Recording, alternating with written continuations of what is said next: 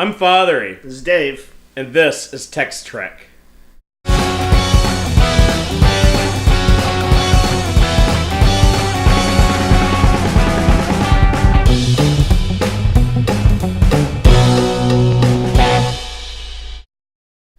Welcome to the 34th installment of the TEX-TREK Podcast, where we will be talking about Star Trek Discovery Episode 13, What's Past is Prologue.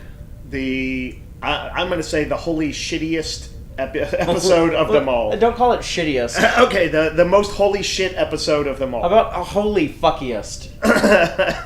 Yeah, sure. That one, that makes so much more sense. Yeah, right. you think this had like the most, this episode had the most holy fuck / holy shit moments. Yes.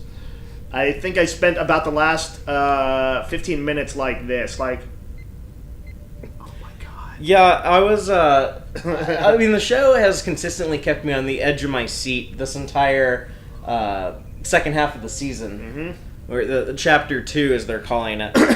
But, yeah, I kind of, like, get misty-eyed just because, like, I wasn't, like, ugly crying or anything. Like, I was kind of, like, tearing up just because, like, I was so happy that Star Trek is back on the air, and it is so good. With this episode? Like, yes. Like, the whole, like, third act, I was like that. Yeah.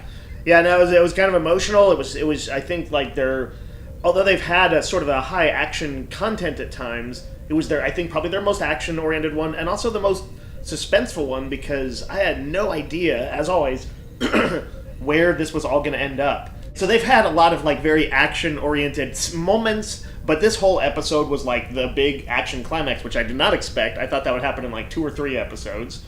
And it was, like, super suspenseful. All the action stuff happening, had no idea where it was all going to go, and indeed, it left me in places I did not expect. So again, the show has done this great job of not dragging things out too long. I was assuming, like I'm sure most people were... I actually felt like it would have been reasonably brisk if they concluded some of the Mirror Universe stuff, in 2 episodes with the finale. Yeah. But they concluded it this episode. Yeah, so that's why it always keeps you guessing. And I was just thinking that, the final episode of the season, they're going to have, like, their big fight. The Palace ship is going to blow up. Right. It's going to be the Death Star. It's going to blow up. Right. But it's like, no, that's partially it's like, we're not going to drag that out. We're going to get that out of the way and move on to something else. Yeah. And, like, I don't even know what to think of the note it ended on. Like, we'll get to it, of course, but I'm like, what are they going to do now? So, just a couple things before we start our recap of the episode. We now have the TEX-TREK drinking game, where every time you hear Dave cough, take a drink. Fuck you. Just because I'm going to be sick for the next 6 months. He's permanently sick now. He has a cold that will never go away. I have apparently. what in olden times would be called the croup. Yeah. Or what in modern times... I'm a lunger. What in modern times is called AIDS. What are you playing, Halo again? Is this 1997 Fatheree or 2003 no. Fatheree? That's 2004. Whatever the fuck. And also, before we start the recap, I just want to say to David Brown, I saw your comment complaining about the music I put on the YouTube videos over me and Dave talking. If it makes you feel any better, I won't put any music in this episode, but please, everyone who follows us, just leave a comment and say if you want us to have music in the background or not, or if... What music have we been using? I'm using the music off of the menu from Star Trek Bridge Crew. Okay. But yeah, if David Brown was really annoyed with that, he explained to me. Maybe he was right to be. Maybe I'll put some like bridge sound effects, all the little buttons beeping and stuff. I don't know. Isn't that just distracting content? Yeah, but also, David, you can always download our audio-only podcast from TEX-TREK.com or stream them from the site, and we don't have any post-production music added in there. But we will move on to the... Let's do beatboxing. Beatboxing? Yeah. Sure. Just think about it. Like the Trek themes, though. Just think about it. What about, I'm not going to do it right now. What about, like, Jerry Goldsmith music, like, dubstep remix? Yes. Wow. We will move forward with our recap. The episode opens right where the last one ended, with Lorca being, or having been revealed as the Mirror Universe Lorca, is rescuing his crew from their agony booths, or they call them agonizer booths on Discovery, but... Yeah, same diff. We see the Mirror Universe version of I have to respect them. They were like, he immediately rescues Landry, and she's like, what, reporting for duty. We never thought you were dead. They're pretty hardcore. Yeah, we've been tortured for the last 20 months. Yeah. But there's 1 year, 200 days, but we're People ready in the to. Mirror Universe are pretty tough to crack, apparently. Yeah, and they're ready to engage in the Terran Empire Civil War. Yep. So we have the Lorca followers versus Emperor Giorgio and all of her loyalists on board the Palace ship. Lorca finds Mirror Universe Stamets and pulls him into the fight against Mirror Universe Stamets' will. Kind of felt bad for Stamets throughout the episode, even knowing he was evil Stamets. They were using a biological weapon provided by Stamets to gas people to death. Yep. While that's going on, Mirror Universe Giorgio and Michael Burnham have a falling out. Kind of looked like they were going to team up last week, but they're crossed with each other now. So Burnham is basically playing Die Hard on the Palace ship, right? Crawling through the Jeffries tubes. It was really cool. And meanwhile, there's these it's not quite like the end of the old James Bond movies when the two armies, the MI6 guys would go up against all the Spectre guys or whatever. That's a but good it was comparison. little skirmishes of that. There was lots of little battles going on. Yeah, no, that's a great comparison actually. But it's also a little bit like running around on the Death Star. Well, you got a sense of the tactics. You got to see them use their force fields and transporters. Yeah, they were doing all the shit. Yeah, disintegrating people. So it felt super actiony, but it also felt very faithful to Star Trek because they were using so many Star Trek conventions. Yep. I love that they put up a defense screen or whatever, and then Lorca's guys just keep hammering at it. They're it's at 25%, 20%. Yeah. They knock it out. I'm like, oh, that's cool. I assume when a defense screen goes up, it's kind of for good. You have Mirror Stamets sciencing against it. Yep. If it was we always talk about if it was a RPG game. Yeah. This would be the actual tactics of the players. Yeah, he'd be a scientist class type character. Yeah. He's doing science to bring down the shield, taking points away from it. And Burnham makes contact with the Discovery, tells Saru what's going on. So at this point, Saru becomes captain. Yeah. Probably my favorite moment of the whole show. And maybe one of my favorite in the whole series so far. When he galvanizes the crew. And they have the conversation between Stamets and Tilly and Saru, and they have the big speech that Saru gives about not accepting a no-win scenario. Yep. But they do come up with a plan, mainly between the three of them, and the information provided by Burnham. So the idea is that Burnham on the Palace ship can knock out the containment field around the glowing energy ball. Which we now know. Yeah, I love that they actually explained that. It's not just a cool visual that they don't explain. Right. There's actually a plot reason why that is there. Mm-hmm. And it's basically Mirror Stamets has been using the mycelium network in a different way. They're using it in they're exploiting it. Yeah, they are doing the slash and burn version of mycelium network here, where they're threatening to burn it out to get all the power they can over a short term. Maybe not realizing that if they burn out the entire mycelium network, it'll destroy all universes. Yeah, kind of like if there is a planet who's let's burn all of our fossil fuel and put it in our atmosphere. Okay, weird, but I can kind of see the analogy you're making, like if you exploited your resources and you didn't realize you were sealing your own death warrant with them. If you accidentally caused climatic change or something. Absolutely. Yeah. Oh wow. So interesting. This is new territory for Star Wars to come or Star Trek to comment on that stuff. It was not lost on me. But they know that the stakes are really high at this point, because if they don't stop the Terrans, it's going to destroy every universe when the mycelium network collapses. Every universe is going to owes the Discovery a big debt now. I think this might be the highest the stakes have ever been in any Star Trek episode or movie or book or anything. Every once in a while, I remember to go comics for just a minute. the X-Men will do something where they, like, save the whole universe or whatever. And I'm like, wow, that's pretty epic level for some guys who, like, the government wants to kill because they're racist. And then I'm like, and it almost felt a little too big. Star Trek tends to go big a lot, though. And yeah, this was the multiverses. This was like ultimate DC crossover level. Yeah, that's what I was gonna say. Is like Superman and the DC heroes can save the multiverse. Like, right. They have done it. Yeah, normally it's times. not a bunch of ragtag crews on an experimental Black Ops ships that were kind of pressed into service by an insane guy from a mirror universe.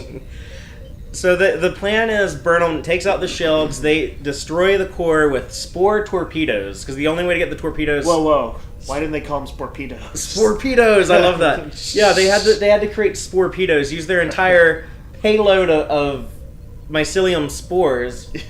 So it sounds dirty. They're thinking that they won't have a chance at getting back to the Prime universe. Right, and that was an interesting thing that they dangled because as I was watching the episode, I believed that was possible. I'm like, oh shit, maybe this is actually, they're going to do this, and they're going to allow, like, a new direction for this, or they'll catapult to the future of the mirror universe, or, like, but I believed it was a real possibility that they might actually be stuck. And if this was happening on Voyager or The Next Generation or any previous show, we would know that can't be the case. We would know that they have to get back to status quo. But Discovery is so crazy that, anything is possible, so you never know.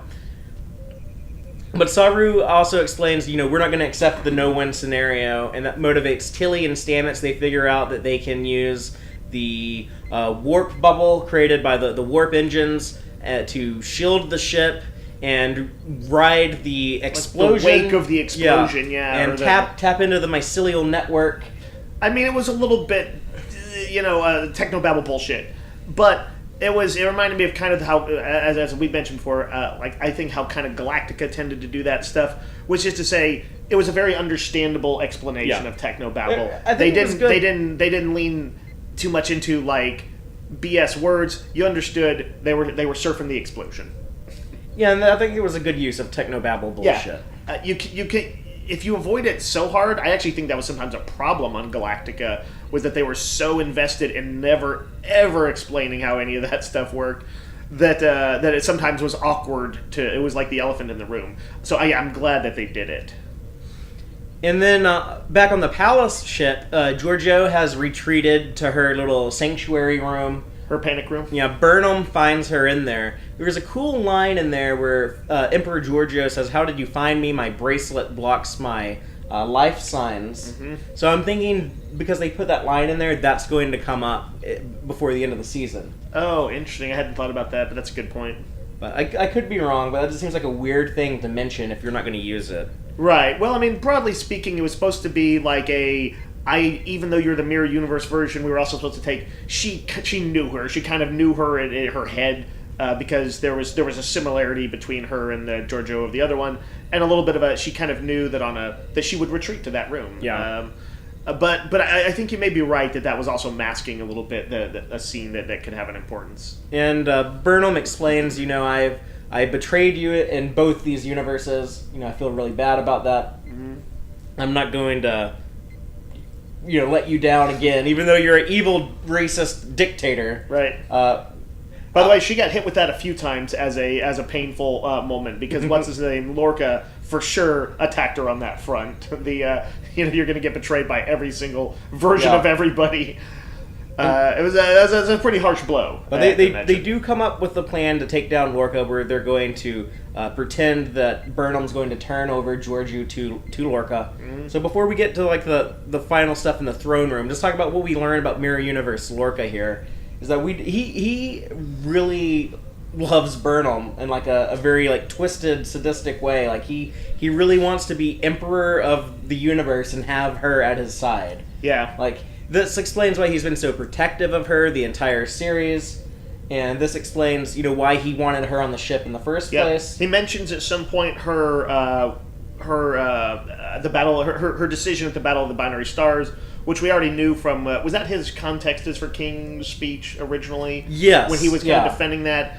And you can see why somebody from the Mirror Universe would be particularly impressed by that, would think, this is the kind of stuff that, my Burnham would have done. Yeah, universal laws universal laws are for lackeys, context is for kings. Mm-hmm. And you're basically saying, like, there should be, like, no objective morality or no, like, universal rules about you can't do these things, they're super wrong. It's like, no, like, there's a time and a place to do it just about damn near anything. You can justify it and get away with it if the ends justify the means. And, at the time, we might have thought he was just a slightly power-tripping guy in a experimental ship. As it turns out, he had designs on an entire empire. And did you catch the line he says when he gives, like, the recruitment speech to, like, everyone, all of Giorgio's followers, asking them to, like, switch over to his side. Yeah. And he says, we can defeat Giorgio and make the Terran Empire glorious again. Yes. You know what? I don't mind a little bit of on-the-nose stuff there, because by God, people should be thinking about that. Because of the use of the word glorious instead of great, I forgive it completely. Yeah. But we also see the flashback to Lorca on the Mirror Universe Baran, and we find out how he came into the Prime Universe. He was beaming up from a planet during a battle with the Palace ship in an ion storm. Mm-hmm. And we know from the original series, sometimes if you're transporting through an ion storm, you'll switch between these two universes. Yep. So the big weakness of transporters is ion. But I'm glad that they didn't dwell on that a lot, and they didn't draw out this mystery of how he got there. It was kind of cool that they did show you visuals on it and Yeah. everything. You actually got to see some cool special effects, and you got to see a ship roaming around, and yeah. Instead of showing as opposed to telling, it was kind of showing and telling at the same time. But it worked out well. Oh, and we also see when Stamets has outlived his usefulness to Lorca. This is going to be one of my complaints, but they do something with it later that makes me forgive it. Where he says, it looks like he's gonna drop them into the energy core. Right, like essentially the equivalent, their equivalent of the futuristic walking the plank, where they would just like he would just walk through an energy field and plummet to that center of the ship, and just get incinerated horribly by it. Or the moon door in Game of Thrones. Yeah, but totally. But then he says, this will be ironic, a scientist killed by his own invention. But then he has Landry shoot him instead, and he says, "Oh, I'm just kidding. I hate poetry." I was like, man, that's kind of hokey, dumb. That looks like something that would have been like in a '90s movie to like show how like unconventional this villain is. Right, they're that sort of. You're talking about like sort of a Hans Gruber wannabe villain in the '90s. Maybe so, but it was a startling scene, and it did show that people were going to start dying in this episode. But they do something with it later. And they do something with it later. So we'll go ahead and get into the finale of the episode. By the way, this probably episode had the most people killed by phasers that I've maybe ever seen in a short period in Star Trek.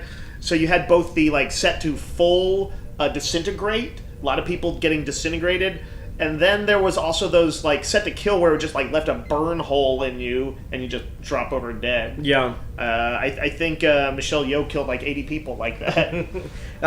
This could be the highest phaser death count. Oh, man, what's even close? Something in DS9 that I haven't seen? I mean, there's big battles in DS9, but you don't really mostly ship battles and stuff. Yeah, I mean, there's a few ground battles, but you don't see as much of it.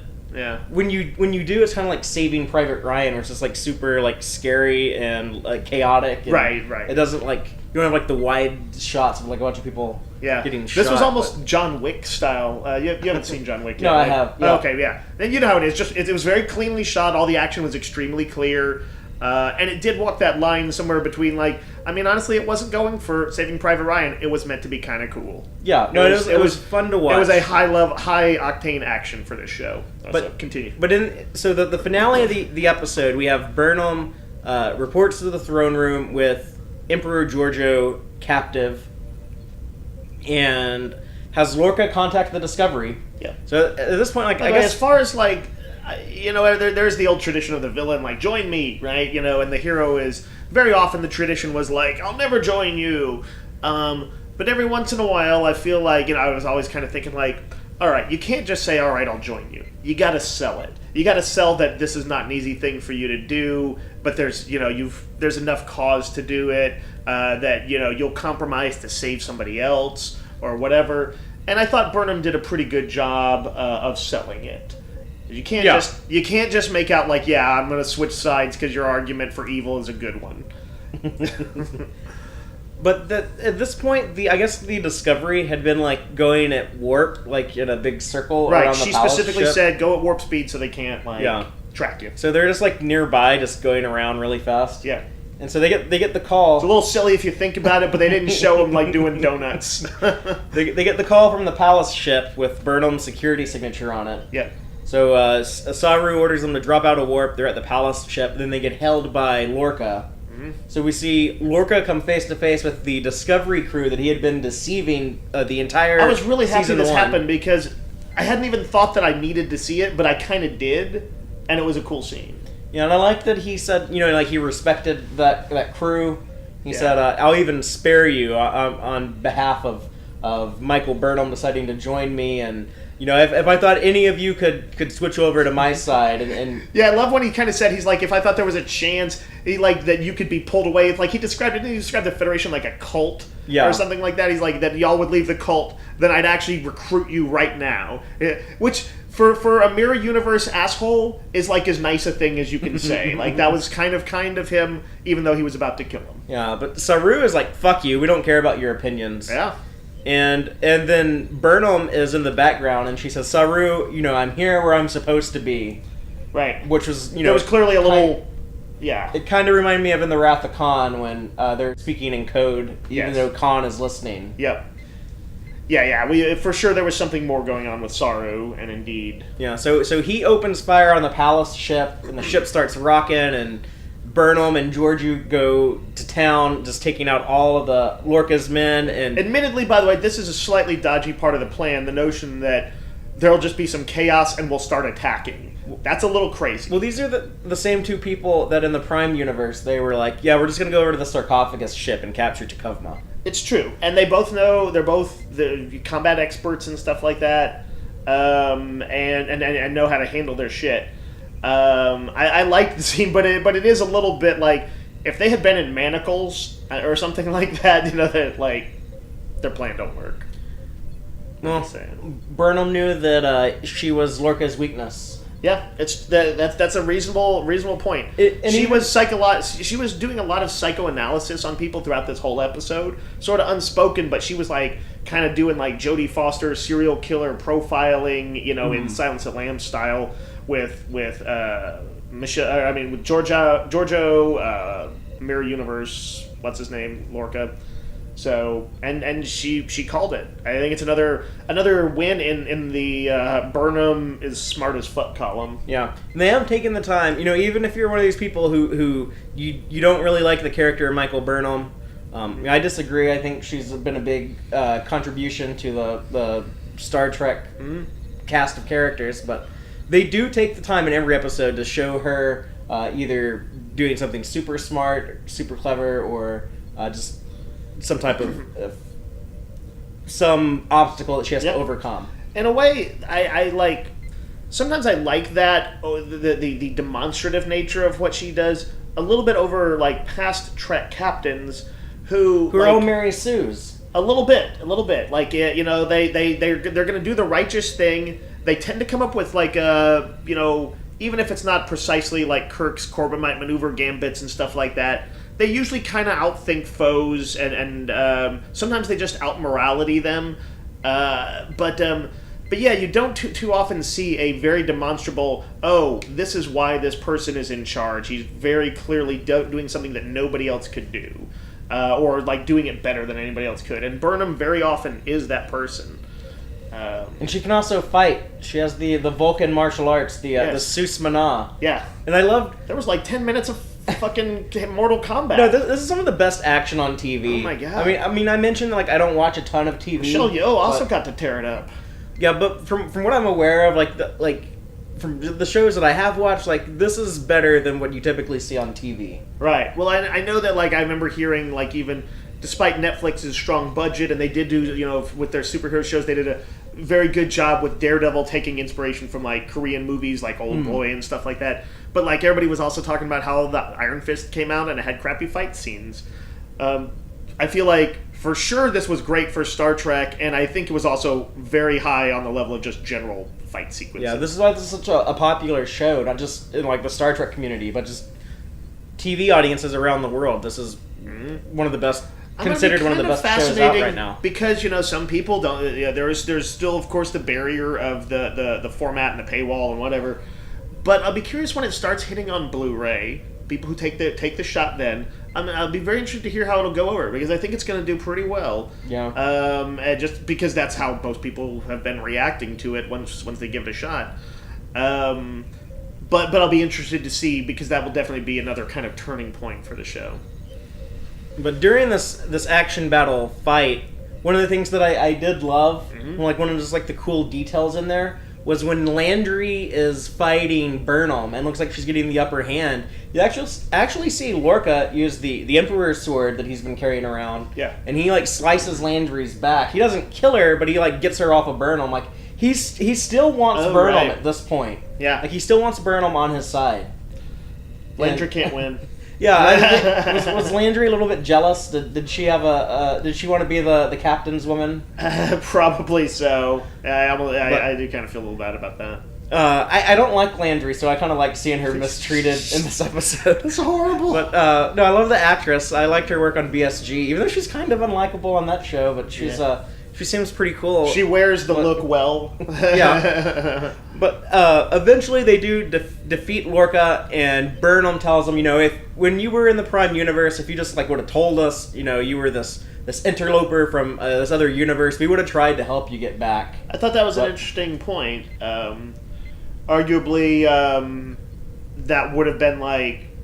There would have been a secondary moral conundrum there. Do you return a dictator to their universe? That Trek has played with a little bit. Khan was something of a version of that story in Space Seed. But I appreciated her sentiment, which is like... You're like, which was basically your paranoid thinking is so bad that you went through all these hoops instead of just asking for help. Yeah. And that's an interesting point. He said something that I jotted down. While you're looking at that, I'm just gonna bring up that what I did love about that moment is that it showed some growth for her, because in the Battle of the Binary Stars, way back at the beginning of the season, she had Takuvma, dead in her sights with her phaser, and instead of being like, I'm not going to kill you, she killed him. Yeah. Out of anger after seeing Captain Georgiou murdered. That's true. You feel like that's kind of a like change of perspective from her. Yeah. It shows some growth. Yeah, she's sort of matured. That was one of the things that kind of bothered me about the show. Mm-hmm. But I'm kind of happy that they're like acknowledging that and showing some growth from that. Yeah. And more traditional Star Trek type of character behavior. But even though she says, I'm not going to kill you, right immediately after she says that, a sword comes through his chest because Emperor Georgiou did not give a fuck about killing him. Nope. And then we get to see someone fall through their moon door and get into that energy ball. I gotta say, when somebody falls into a mycelium sphere, even though they burn up in it, I consider that like a comic book type death, in which case I don't consider him definitively dead. I think he's definitely dead. It's possible they could bring back Prime Universe Lorca, because we never saw a body with that. It was more like I was thinking like blowing up. If this were like a traditional Trek type show, that there would be some sort of like, mycelium echo of him that would end up that allow them to do kind of weird ghost kind of storyline. That could work. Yeah, I could see that. So yeah, I don't necessarily think like, I think he's just going to come back. I don't think they would do that. I think that'd be too cheesy. But I can see them finding a way to. They're like, we don't want to just write Jason Isaacs out forever. Even though yes, there's still always. Do we know what his Prime Universe? I think we're supposed to assume that Prime Universe Lorca blew up on the Baran. Okay, yeah. And Mirror Universe Lorca showed up and said, I got off the Baran and I blew it up so that my crew wouldn't be captives by the Klingons. Are we going to see Mirror Burnham before all this is done? Maybe that's possible, but maybe Mirror Burnham is like just next actually episode? dead.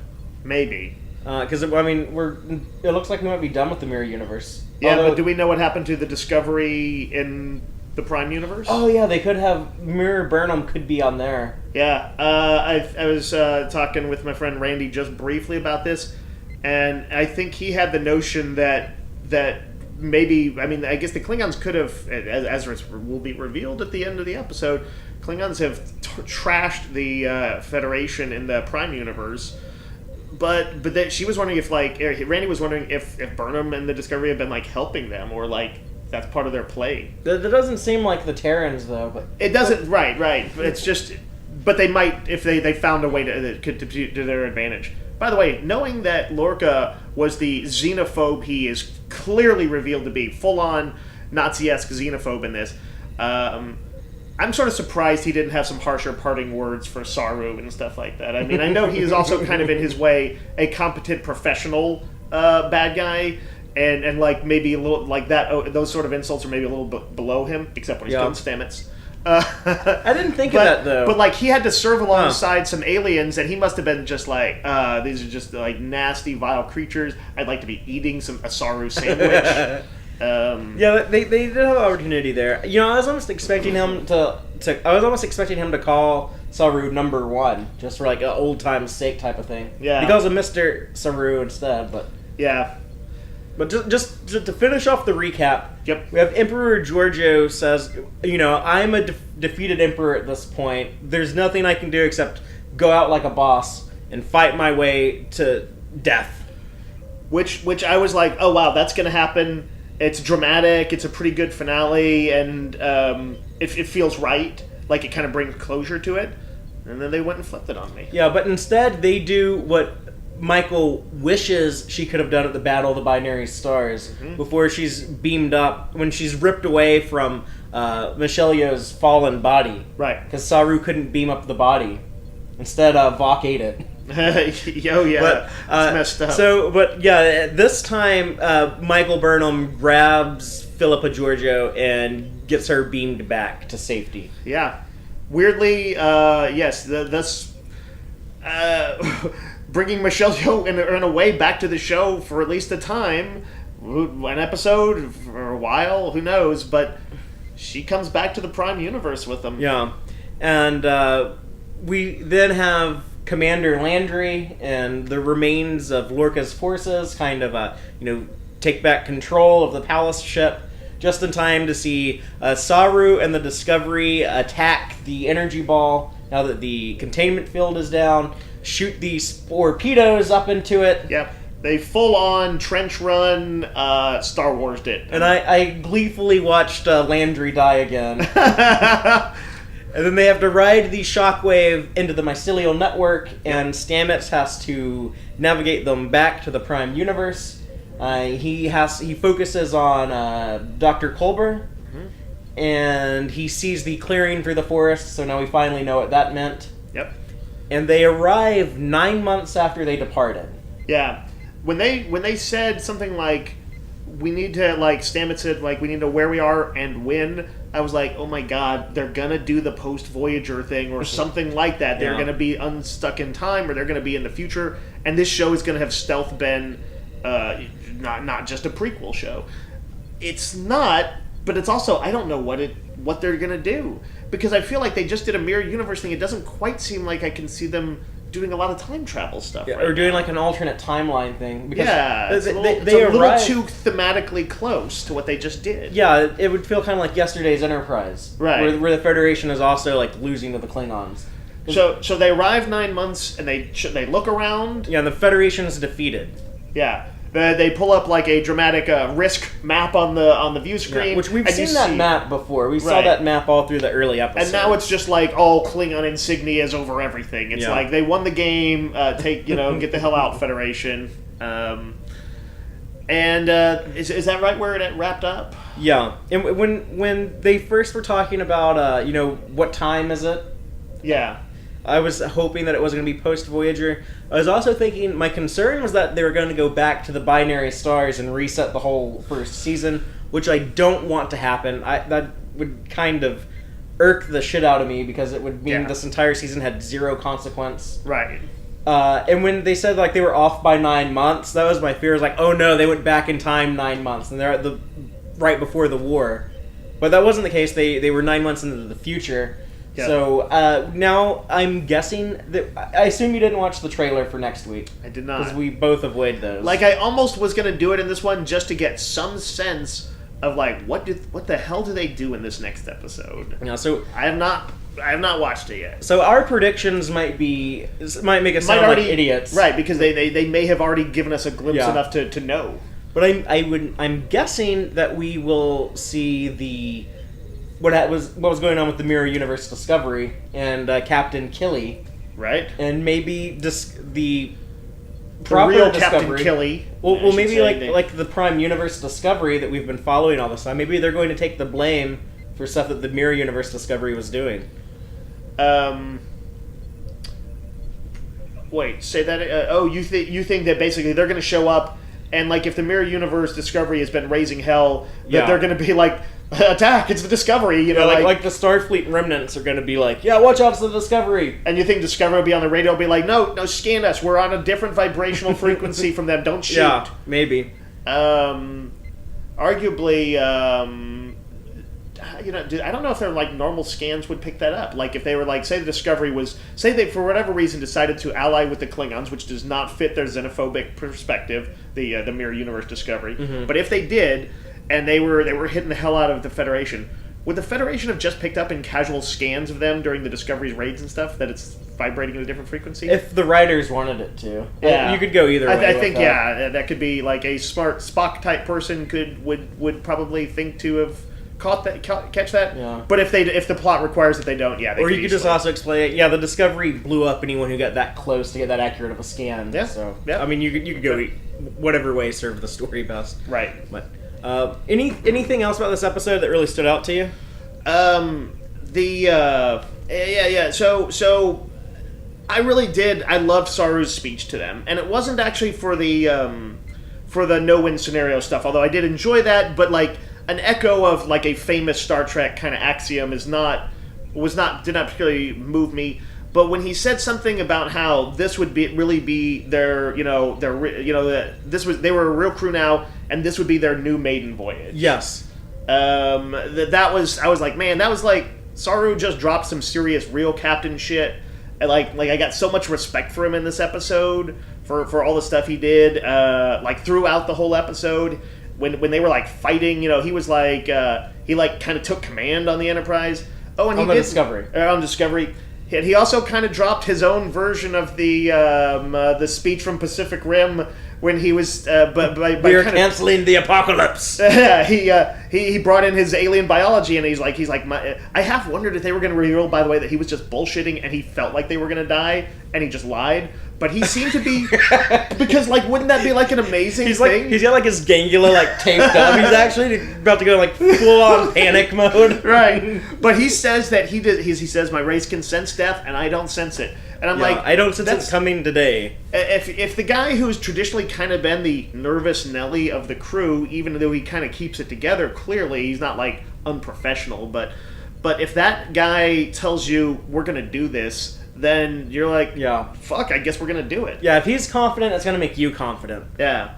So I loved that moment. That felt like Star Trek to the, turn to 11. And I know this wasn't written to address any criticism because this was all written like in 2017 before the show had aired. Yeah. Like when the show first premiered, they were shooting the final episode. So everything was written before any reviews or fan reactions or anything came out. Mm-hmm. But I feel like the people who have been critical about like this doesn't feel like Star Trek or like it's too dark or like any of those complaints, and there might I can relate to some of those. I can see there might be some validity to some of those. My philosophy has always been, we'll just write it out, see what they're doing with this one serialized story. And this was kind of saying, like, this entire season, all of these 13 episodes, this has all been part of our maiden voyage. This has all been part of, like, just setting up what the Discovery is, what the show is going to be about. Yep. And, like, it's been very dark. It's dealt with wartime and, like, atrocities in the Mirror Universe. So it's clearly staked out a territory that is darker than normal Star Trek. So that is... To some degree, I will empathize with and understand the folks who are like, this just doesn't feel like Star Trek for me. If you don't want a Star Trek that sometimes challenges you, which Star Trek, although it has challenging philosophical questions, doesn't usually push people out of their comfort zone. Usually there's a pretty, the cast and stuff are usually pretty assured and self-confident about their righteousness. And here they were like in much more grayer territory. I understand the people's tentativeness on it. I hope that those people will give it a chance, though, because I think that it is not so removed from Star Trek, obviously, as they thought it was. And I think this is what we need Star Trek to be in 2017. We need to look at the world is a darker place now. Arguably so, yeah. Now, some people might say, like, all right, they just moved up the doomsday clock as a symbolic act, and it's as close to midnight to potential nuclear annihilation as since the Cold War or height of it in like the 50s, and then somebody would be like, oh well, they were at the peak of it in the 60s basically, and they weren't dark, so why can't this be more optimistic too? What would you say to that? Like why can't they be optimistic the same way the original Trek was in the face of annihilation? Because I would say that we got a bunch of things we're facing now. We have a big rise in xenophobia and nationalism. Right. Hasn't been seen since the 40s. Right. And it's in the country that we like to venerate as the good guys. It's a global thing. It's something that's happening in Europe and all over the place. Yeah, it is a scary time. Arguably in the 60s they were still riding high from the defeat of evil, the existential defeat of evil in World War II, and there was kind of, I think, a greater sense of confidence. I don't think I think it's okay to mirror our fears about ourselves, which the Discovery, literally being captained by a traitorous xenophobe who initially just appeared to be a guy who was kind of pushing the edge and might be the necessary evil the Federation needed. That is a serious self-reflective look at like the good guys. Clear. I would say arguably the most serious they've done since Deep Space Nine. What I know of it, I know a bit. But yeah, I think people have to accept it is a different tone from classic Trek, but that does not mean classic Trek's themes are not a part of it. Yeah, and I think there's something that we're going to see as more of a part of it going into season 2. I think it's kind of weird that they started off on a more less traditional page than other Star Trek shows would start off with. And I would like for any Star Trek series from here on out to surprise me. Yeah, like if they did another show, that was unrelated to this, I as long as it wasn't, I want it to be different from all previous Star Treks. I don't care if it follows this tradition a little more closely, or classic Trek, or Deep Space Nine, or what. But I do think breaking a little bit always from the familiar is probably a good idea. Yeah, and that's why I enjoy seeing something so non-conventional, because I've seen 703 episodes of Star Trek before Discovery. There were a lot of times towards the end of, you say Voyager or Enterprise, where there's a lot I love about those shows, but I did see too many examples where they were retreading, doing things that had been covered before, often doing it not as well. There's a show on Fox now that the entire point of it is to just retread old Trek ideas. Even as a fan, I can't particularly argue with that. So I'm glad to see Star Trek, doing something different and surprising me. Yeah, and again, arguably, if you like the Orville and Star Trek, well, just enjoy them both, man. Yeah, and I'm glad the Orville is a show. I'm glad that people enjoy it, even though I have some issues with it. But I'm so many people I like that show, and I'm happy for them. Because I believe in infinite diversity and infinite combinations. I don't have to like everything you like, and you don't have to like everything I like. I think is maybe the most important contribution Star Trek has made to should make to philosophy, to the philosophy of the fandom. I would hope. I think very often the fandom does not quite plug into that, but they should. Yeah, it does get misused sometimes. Yeah, some people are like. Well, that means you gotta like me being racist if you have to like everything. Yeah, well, that's horseshit. Yeah, if you're anti-diversity, it is the most pro-diversity thing to do is to be anti-you. Right. Because 2 negatives cancel out in math. I've got a few other like just random things I'm going to bring up from the episode. Go for it. All right, one is that I found myself occasionally rooting for Lorca in this episode, as horrible as he was. He's a good villain. He's a good villain, and I almost anytime a villain plays a real long con and is within reach of it, there's a part of me that wants him to get it. Have you ever seen the movie Bound? Sort of lesbian Wachowskis made noir. Yeah, before The Matrix. Yeah, have you seen it? No, I saw the VHS tape at Blockbuster one time and wanted to rent it, but it was checked out by someone else. Good movie. Legit good movie. In an alternate reality, I did see beyond whatever the teenage desires. But Joe Pantoliano is the husband of Gina Gershon's character. He's trying to run this scam. He's got like money borrowed from the mob. It gets like at one point like somebody gets shotgunned and like the blood just goes over like $10 million he's got borrowed from the mob. And there's a sequence in there where he to get out of it, and he's a dangerous, violent guy. He's a pretty scary villain by the end of it. But in his desperation to get this money back to them or whatever, he washes all of the money, right? Like launders it literally and dries it. But it's of course no longer looks like the crisp bills. He like hand irons thousands of these bills. You see him like in a montage hand ironing them so they get back to their original crispness. And it's so insane seeing him go through all this work. I'm like, he's a terrible person, but I kind of feel him here. And that's how I was with Lorca. So I think also Jason Isaacs' charismatic villain. Yeah, and what you mentioned about the long con is that felt earned. It didn't feel like, oh, the writers just threw in this twist here that... Yeah, no, like when at first when I heard it, I was like, oh, well, that doesn't fit. But then like you started pointing out like, no, these things could have lined up, and he could have been doing all that stuff to like kind of get the drive up and running to get back, and I was like, oh shit. Oh man, yeah, like it all kind of works. And the writer of this episode, Ted Sullivan, he was answering some fan questions on Twitter. Y'all should follow him. He does this a lot. And one of the things he pointed out was when Cornwell saw all those scars on Lorca's back, one of them was like a straight line where like someone had stabbed this guy in the back with a knife. Yeah. Like people tend to do in the mirror universe. Right. It's probably the most common back injury people have. Yeah. Like that's the lawyer ads. Do you have lower back pain from being stabbed in the back? I have a scar like that on my back that I used to like tell people that's where I was stabbed. Oh. But it's actually like from a surgery I had when I was 19. But it's pretty cool. You should definitely make out that it's mirror universe you.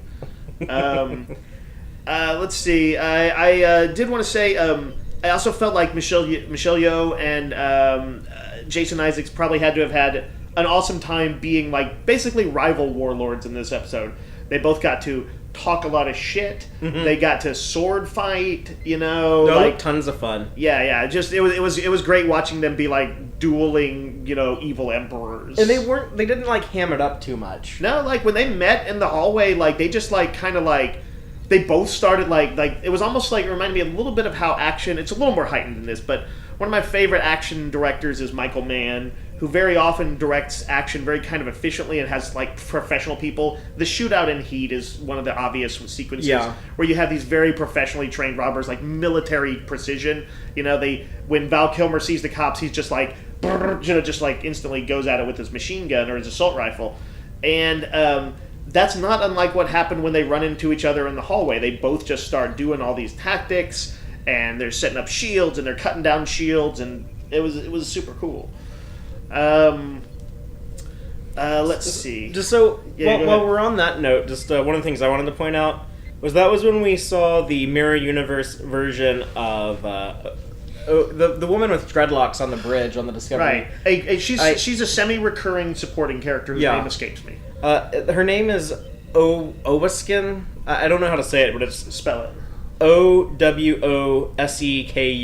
Okay, I don't know how to say that either. But there's her, and then Arium is the robot face. Yep. Like the white and silver. Yep. And then Kayla Detmer is the helmswoman with the metal thing on the side of her head. Yep. And then Reese is the Asian guy. Okay. And I'm glad that we're seeing more of those 4 characters. Yeah, I have a feeling that at some point one of them is going to get an episode soon. Yeah, like I really wish that they would probably develop Detmer, them. Right? They need to develop them, and or flesh them the out. one that you just mentioned. Yeah, but the reason why I bring her up is because I think she got more dialogue in this episode as a mirror universe doppelganger than she's gotten in the entire show, all the other episodes so far combined. Yeah, definitely so. I don't necessarily think that's like... I don't know that has any particular meaning. Like, I don't think that it's... I don't think that actress or the other ones... That the show's been messing up and not doing more with the supporting characters. I think they've had plenty to do with the core characters. But I think it was probably an opportunity to like give her a slightly bigger role. Yeah. They're probably maybe that actress. They're like, you know what? This is her shot's going to be coming up soon. She's going to be a supporting bigger role in some episode, and we're going to kind of get her feet wet here, get the audience maybe a little bit used to her in a bigger role. They just kind of feel like how Sulu and Chekhov were used on a lot of the original series episodes, where they weren't really fleshed out, but they would still do little character things with them occasionally, where you'd learn like, oh, well, Sulu's a botanist, right? Or Chekhov is like this guy who's like has Russian pride up to dialed up to 11, right? They would do like these. Give them a little bit of personality, and I just want to see that they have not even like kind of gone that particular mile. Arguably, Detmer, is that what it is? Yeah. For somebody who kind of like basically had to become a cyborg after the Battle of Binary Stars, she's always been very kind of passive. Like she seemed almost robot-like. But I've seen her crack a smile every once in a while. But a little bit RoboCop in that sense of like, well, like did her like cyborg replacements actually kind of rein things in? You saw her making out with someone at the party. Was she at the party? Had. Okay. Did she? Early on, I was thinking that she was going to have one of the biggest grudges just from having clearly had to go through medical procedures against Burnham. They haven't mentioned anything about that. Yeah. Did she like freak out at her? Like, did she yell at her when Burnham? She gave her like a dirty look in the cafeteria in episode 3, and right, and that's when things were kind of like still a little hazy, and the writers might not have known what they were going to do, and they still might not know what they're going to do with her. But if you read Desperate Hours, you'll learn that she's German and that she's a vegetarian. Okay. Saru kind of liked her because she wasn't a predator. She was a vegetarian. That's right. So there, I found that the line that I wrote down that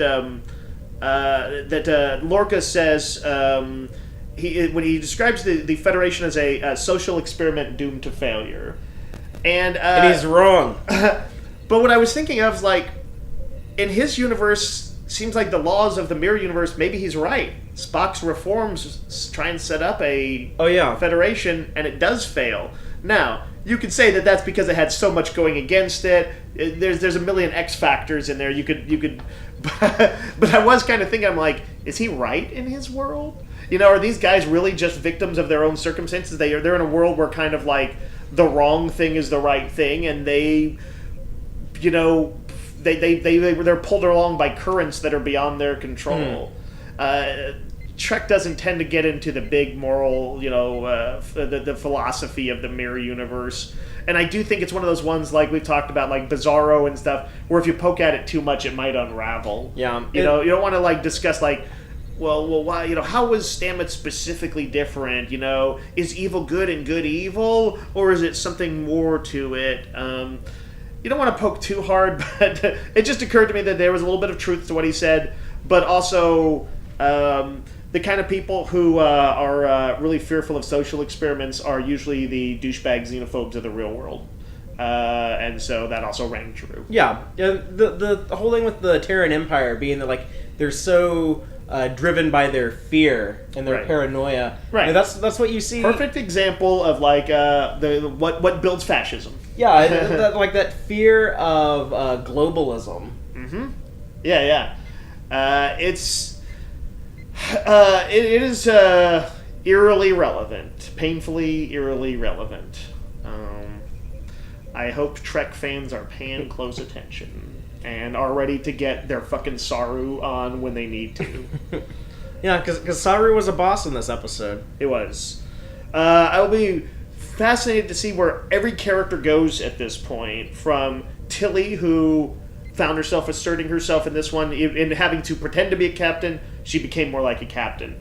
Saru kind of found his groove. Burnham had to do some crazy shit that's the kind of stuff that Kirk usually did, that kind of bluffs and risk taking. So they've all become and fist fighting. Yeah. Early on, What I had in my notes that there was a cool escape. What was the cool escape that Burnham did? She was when she shot the grate open and got into the Jeffries tubes. Yeah, but like who had her? Who was? That was when Emperor Giorgio had her. When she was like, take her to the brig. Oh right, and she just like it's one of those things that were like. It was when it became Die Hard. Bam, bam, bam, bam. She just started kicking shit and just fought her way out.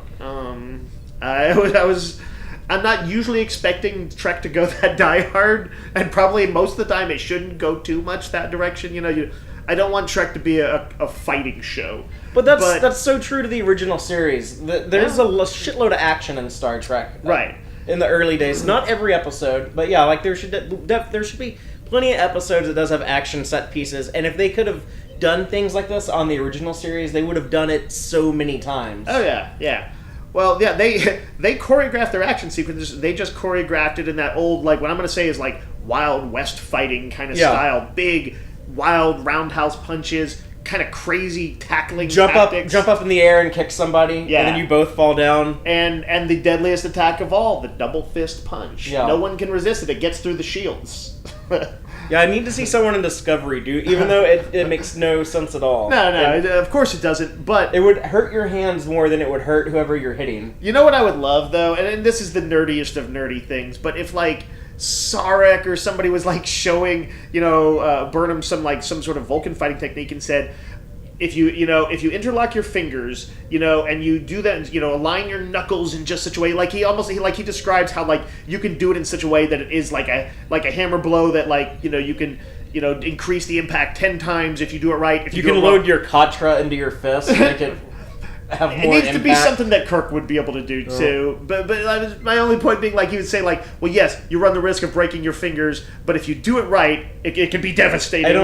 I want somebody to just do that as a throwaway. I don't think I need that explained.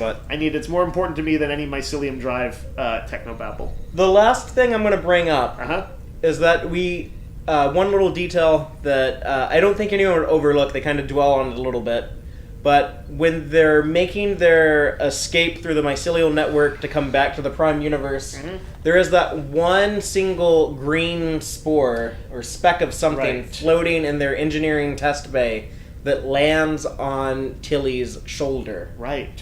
I forgot about that. What do you think? Is that the Doctor? Well, in After Trek, writer Ted Sullivan explained that is something they are setting up for season 2. Okay. I feel like the two obvious things that could be, and it might not be this obvious. If it were representing a person, one is Culber, in some way, shape, or form, not dead. His echo or whatever left, or Lorca.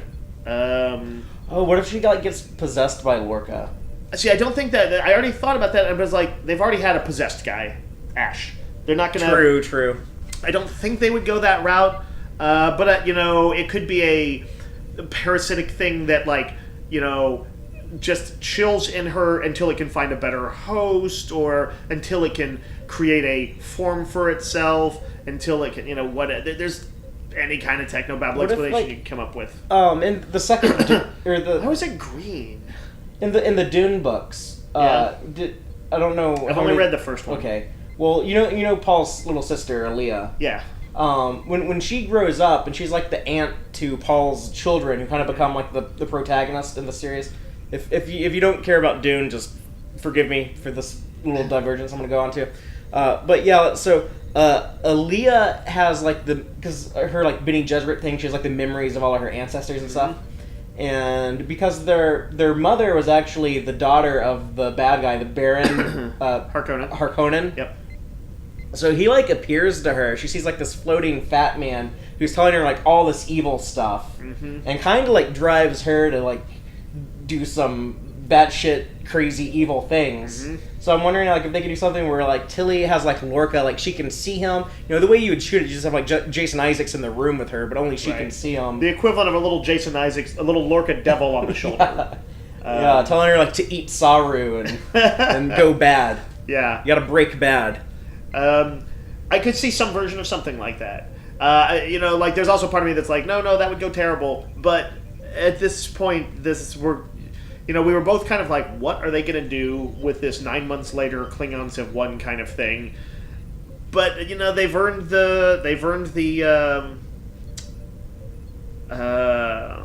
our good faith at this point, so I can let that. I can just wait and see on that, and I would assume that if they did any of those kind of things that we're talking about, they'd find an interesting way to make it happen. Generally speaking, they're not falling into kind of like obvious tropes, that are, they're not doing stuff super predictably. They're overtly not doing them predictably.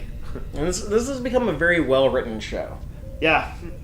What's interesting is that it's become this season in particular was a very cliffhanger-oriented show. Like, every time an episode would end, I'd be like, what the shit is going to happen now? Yeah. The first half of the season was not that much like that. It was, to some degree. They had some good cliffhangers, but it became like a cliffhanger show in season 2. And I wonder chapter if 2, it's still season 1. Yeah, sorry. Second half of it. I do wonder how it'll be if the stakes rein in a little bit. Arguably, the Klingons taking control of the Federation or conquering it is still pretty high stakes. And one thing I do want to bring up is that the show was always going to be a mirror universe show. It's something that Ted Sullivan just revealed recently. And they were actually supposed to go into the mirror universe, I think, in episode 5. Huh. Now, they pushed it back and extended the season from 13 episodes to 15 episodes because they thought they needed to spend more time with the characters before you see their mirror universe counterparts. Good call. I think that was a good call, and I'm going to give 2 examples from Star Trek. The Naked Time and the Naked Now. Yep. The TOS and the TNG episodes that had where people freaked out. Where people got like the drunk virus and acted crazy. Yep. Those both occurred super early in season 1s of both of those shows. Mm-hmm. And I think they probably would have been a little bit better if they happened later after you already got to know the characters a little bit before you saw like their weird drunk virus version of themselves. I actually kind of still I love Naked Time, and I think they did very great. I think they did a great job with it. But I think you're not wrong that if we kind of had if we were watching in 1966 right. and that was one of the first episodes we saw, yeah, it wouldn't have been as impactful if we'd already seen those characters for a little bit and right. had a better idea of who they were. Yeah, I think I don't know when I saw that in my history. If I'm sure I saw. I was just watching random reruns and stuff after school. But I think I probably did have a sense of who Kirk, Spock, and McCoy were, not because the characters grew over time, but just because of you get enough exposure and you kind of get a sense of I kind of know what McCoy's going to do in a given situation. And it's one of the things you look forward to. And yeah, subverting that with episodes like that would probably have a little greater resonance. I think Next Generation. I think because the '60s show had a particular talent for sketching out characters. I think that was kind of one of the things they're particularly good at is quick, lively versions of characters that even if they don't have a lot of depth. And I think Next Generation struggled more with it. Although I agree with you, but I would say that overall the Next Generation characters were deeper. Yeah, I think so. I think that doesn't just two very different styles. I kind of innately like the original crew more, and part of it's nostalgia, but part of it's I think that the combination of the actors and the particular talents of all the original creators. But yeah, I do think they clearly had put more into developing them. They were already thinking a little bit differently than TOS, just as Discovery is thinking very differently than they were. Mm-hmm. But yeah, I think so, and I think so. Yes, I kind of agree, particularly with TNG that episode would have benefited from being a season 2 or 3 episode. But with what Discovery's doing, I think part of the reason why we're enjoying these later episodes more is because these were kind of more planned out early on from the beginning. Yeah. And the stuff they were doing before the Mirror Universe, that was stuff that was more of I don't want to say last minute ideas, but that was stuff that came later, that was invented later to try to showcase these characters before we do the main Mirror Universe story that they wanted to do from day one. What's funny is that might mean that some of those episodes that I liked, because I tend to like standalone episodes, that might have been the Rescue Sarek episode, or the Beam Down to the Planet and Saru Fights Burnham episode and stuff like that. Or the Time Loop episode. Which, that was like a good character. Was that the Perry Mudd Yeah, one? that was a good character episode. 'Cause right. We got to explore like Burnham and Ash Tyler's attraction to each other for the first time. Yeah, there's a ton of great stuff in that one. I guess I'm glad not only for for putting off the mirror universe because I think it's more dramatically interesting to have gotten to know the characters better, but also because it gave us a couple interesting standalone episodes that fit my particular sensibilities. And I like that stuff too. And that's what I said. Like what I've been enjoying about Star Trek Discovery is that we are getting these serialized episodes, but the episodes themselves are having a beginning, middle, and end story within themselves. You know what's interesting? If the mirror universe stuff was there from the beginning, and I have no reason to doubt that it was,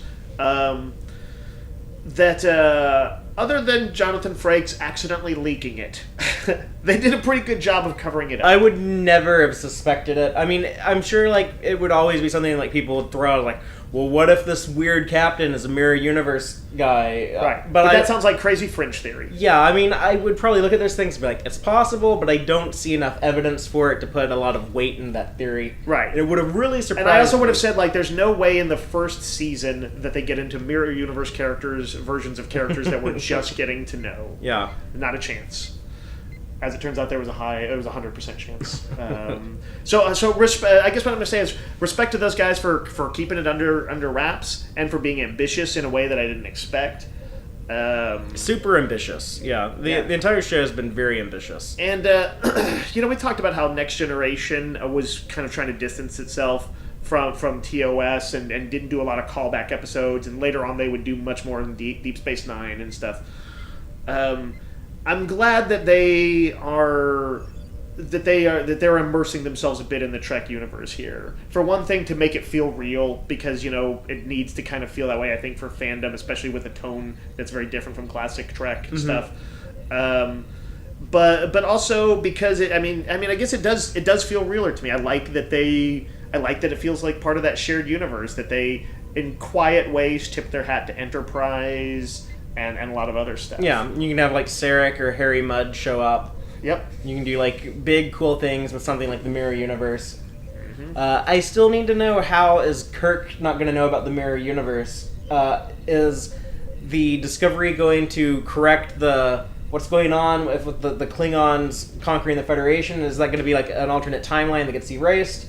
Will they then go into a different time period? Will they go to post-Voyager time? Will they go Does the Federation decide that it is so top secret, so dangerous to know that there's basically a universe of fascists that they cover it up? Yeah, it could be some Section 31 stuff. Season 2 might be a Section 31 story. Yeah, I can imagine that they think that the odds are so low of it happening again that they would they might be willing to cover it up just to prevent, and just say like, please, just pray that nobody messes with it.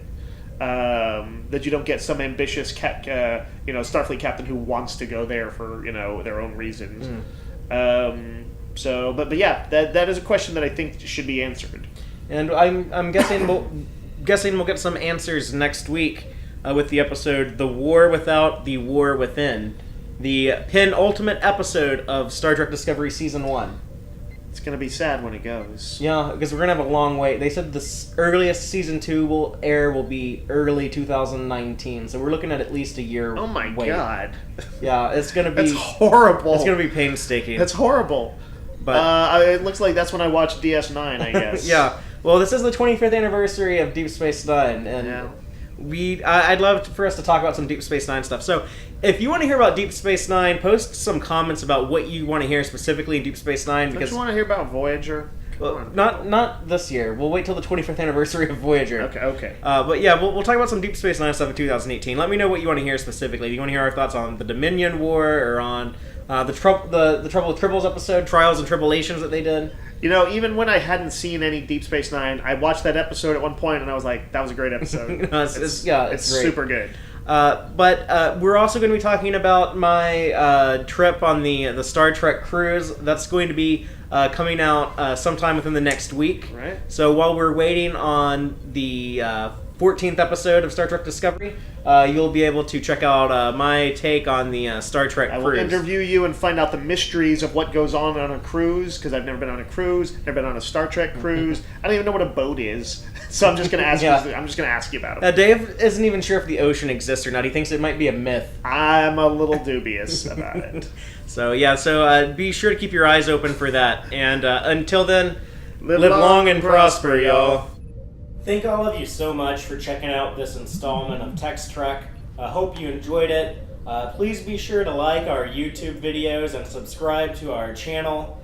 Audio-only version of episodes are available at our website, www.tex-trek.com. Please check out our site, especially if you just want an audio-only podcast. We have that available for you. Y'all can also keep up with us online. You can follow us on Twitter at TEX-TREK, or you can check us out on Facebook at www.facebook.com/tex-trek. Please, by all means, let us know what you think by dropping a comment anywhere you see fit.